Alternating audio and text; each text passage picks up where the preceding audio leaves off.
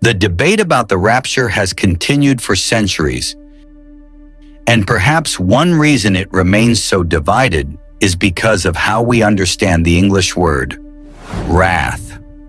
The central question is this: are believers appointed to wrath or not?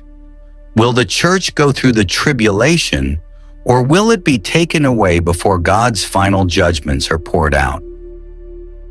Both sides of the debate often focus on the same English word, but Scripture reveals a more detailed picture. In the biblical languages, there is a distinction between God's final judicial judgment against evil and the suffering, pressure, and persecution His people experience while living in a fallen world. This distinction does not solve every question about the timing of the rapture, but it highlights a biblical pattern that many believers overlook. And once you see that pattern unfold throughout Scripture, you may realize the debate was never about whether believers face hardship, but about what kind of hardship the Bible is actually describing. By the end of this video, you will understand the difference between the wrath that Scripture says believers will be spared from and the tribulation that God's people have repeatedly endured throughout history. The first Hebrew word is Chemah.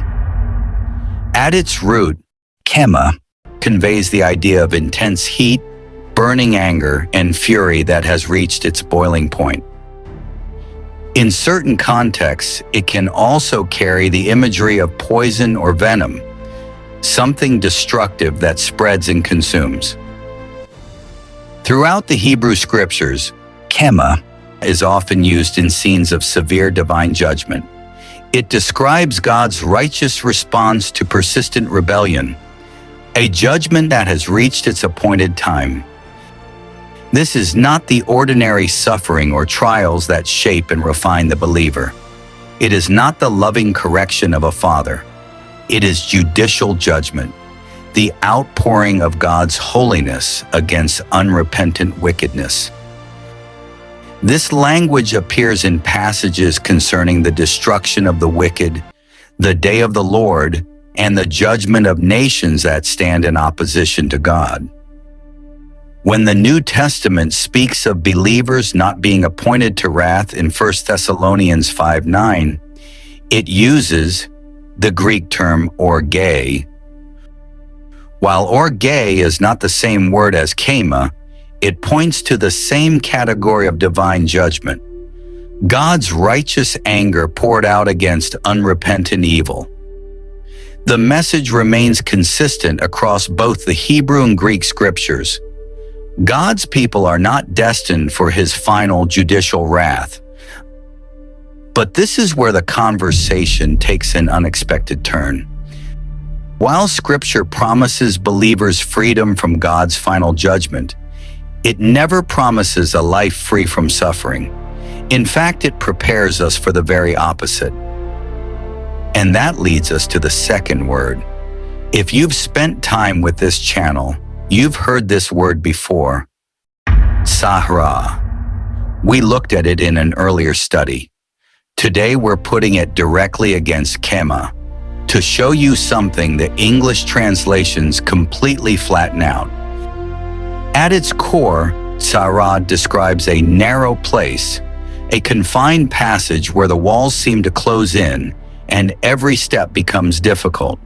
Picture walking through a mountain pass so tight that the rocks press against you from both sides.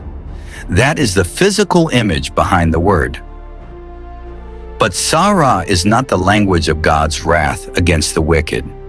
It is the language of pressure, distress, and affliction, the crushing weight of living faithfully in a world that stands in opposition to God. This same idea carries into the New Testament through the Greek word Thlipsis. It is a word that speaks of pressure, oppression, and tribulation. So when Jesus tells His disciples, "In this world you will have tribulation," He is not warning them that they will become the objects of God's final judgment. He is preparing them for the reality that following him will bring conflict in a world that rejects him. The same Hebrew root also appears in the phrase, the time of Jacob's trouble, a prophetic period marked by intense distress and unprecedented hardship. Does Tzarah mean severe? Absolutely. Terrifying? Without question. The suffering described by Tzarah can be intense, overwhelming, and even unlike anything seen before. But Scripture places it in a different category from God's final judicial wrath. One is the pressure of living in a fallen world and remaining faithful amid opposition. The other is the righteous judgment of God poured out against persistent rebellion. And this distinction changes the entire conversation. While Chemah is poured out, Tzarah is walked through. Once you see this distinction, a pattern begins to appear throughout Scripture, a pattern repeated again and again in the lives of God's covenant people. Noah lived in a world filled with corruption and violence. He witnessed the warnings of coming judgment and felt the weight of a generation moving toward destruction. Yet when the flood finally came, God secured him inside the ark and preserved him through the waters that judge the earth. Lot experienced the chaos, fear, and urgency of Sodom's final hours. He saw a city standing on the edge of destruction, but before judgment was poured out, God brought him out and made a distinction between the righteous and the wicked. Israel remained in Egypt as the plagues unfolded. They saw the darkness. They heard the cries. They witnessed a nation being shaken by the hand of God. Yet the Lord marked his people as his own and distinguished them from the judgments directed against Egypt. This pattern is difficult to ignore. God's covenant people may live in the shadow of judgment. They may experience the pressure, the fear, and the turmoil of a world being shaken.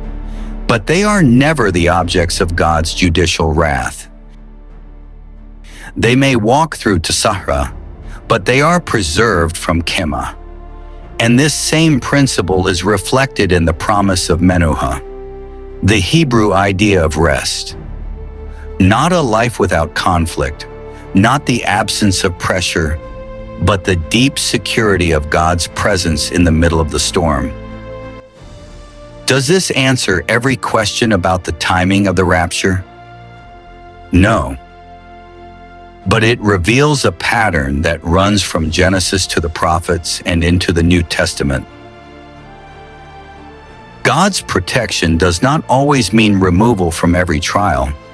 Often it means his faithful presence with his people in the midst of it. So where does this leave us? You don't have to fear God's final wrath. The judgment reserved for unrepentant rebellion is not the destiny of those who belong to him.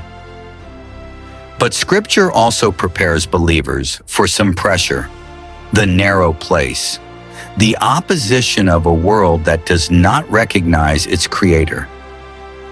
That has been the experience of God's people from the beginning, and God has always proven himself faithful within it. So I want to ask you, which of these two realities has shaped your understanding of the future more, Chemah or Tzarah? Tell me in the comments. And if you want to keep exploring the ancient Hebrew and Greek words that reveal new layers of meaning in Scripture, subscribe and join us for the next study, because sometimes the smallest words open the largest doors. Shalom.